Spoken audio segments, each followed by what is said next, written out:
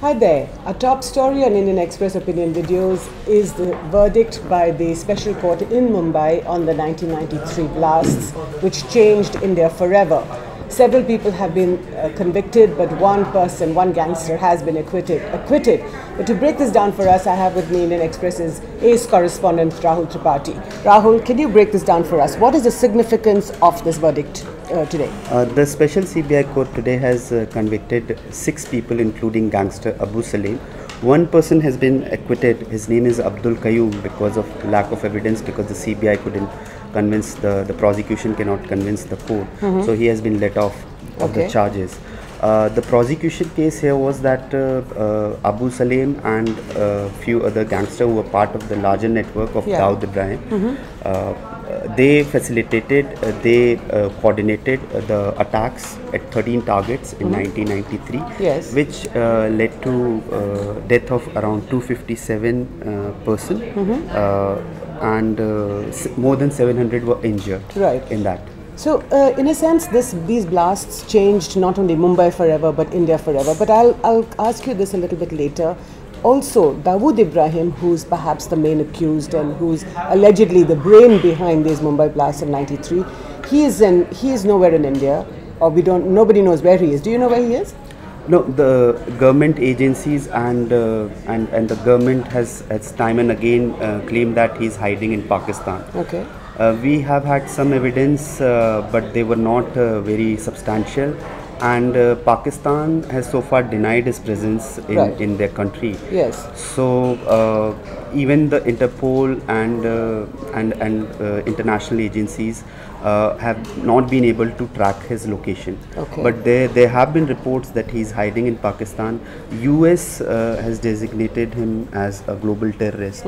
So it is yet to be seen how India approaches and how this can be brought to justice. Okay, so now these 6 people who have been convicted in the special court, you were also saying earlier that this is the second batch or the second group of people who have been convicted. The first conviction took place in 2007, where Yaqub Memon, who was hanged last year, he was one of those, right?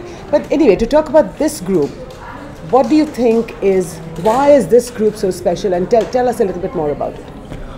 This group has the main accused is Abu Salim and Mustafa Dosa. Mustafa Dosa and Abu Salim were very much in the inner circle of Dawood Ibrahim. Okay. They were the one who transported RDX. They were the one who helped in arranging training for youths who later on planted the explosives.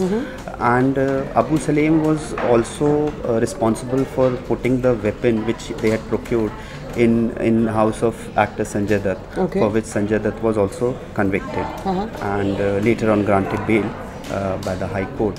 So this becomes important. So the reason why this batch was separated by the court, the special CBI court, is also that when they were caught, if we recall that Abu Salim was extradited from Portugal in 2005. So was Dosa from UAE, and when all of them were brought later on, and CBI conducted investigation, and some other people were arrested. So by the time they were put to trial, it was already somewhere around 2006 and 7. The first batch of suspects were already in the final stage, in the final leg. So that's why they separated the two investigations. Yes. Now, what happens to Abu Salim and the remaining gang of 5? Can they appeal this decision, this verdict? Yes, the today's hearing in the special CBI court was related to their conviction. So June 19th is the next date when the quantum of sentence will be pronounced, like how many years or lifetime. So we don't know that right now. No, we don't know. But obviously they can appeal. There has been a precedent in the past that when in 2007, when I think nearly 100 suspects were convicted. They went to High Court, then to Supreme Court. Finally, Supreme Court had turned some of the death sentences into life imprisonment, but it held Yaqub Menon's death sentence. So to come back to the earlier question, Rahul, the 1993 blasts changed Mumbai, changed India forever, as it took place in the shadow of the demolition of the Babri Masjid 1 year before, or barely some months before, in December 1992. What do you make of that? Do you think that this will perhaps subconsciously give a fillip to the BJP at the present moment? Not really, because as we know that 24 years have passed. Yes. And the prosecution case in this entire was the blast were triggered because to avenge Babri Masjid. Right. So that is there in black and white, and the issue of Babri Masjid has been time and again used by various recruiters. Yes. who recruit young unimpressionable minds to motivate youths to take up arms. So definitely it will change the narrative in the longer run. But in a sense, this narrative actually has continued from 93 to 2017. This narrative that these blasts had taken place, and in a sense, while we haven't achieved closure yet, but we are perhaps on the way of doing so.